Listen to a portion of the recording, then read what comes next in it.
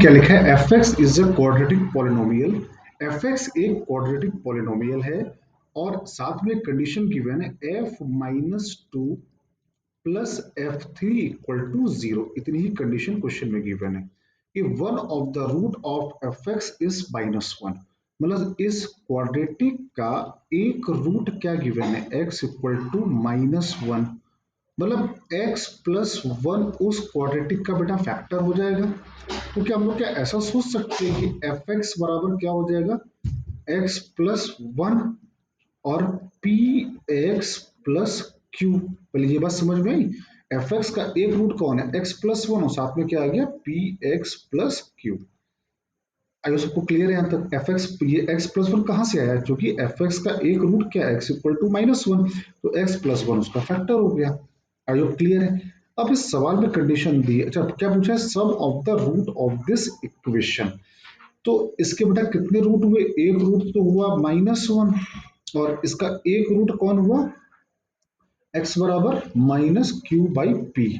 तो अरे वाह, ये एक रूट ये हुआ और एक रूट ये हुआ, तो इन दोनों रूट का सम पूछा गया है, सम ऑफ रूट्स पूछा गया है। मतलब माइनस वन और माइनस क्यू बाई पी की वैल्यू पूछी गई है।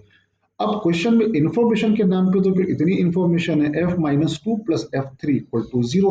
तो एक बार करके देखते हैं, एफ माइनस टू की वैल्यू निकाली तो एफ माइनस टू कितना आएगा, माइनस टू प्लस वन और minus two p plus q, और ये आ गया बेटा टू पी माइनस क्यू आ गया, ये आ गया एफ माइनस टू।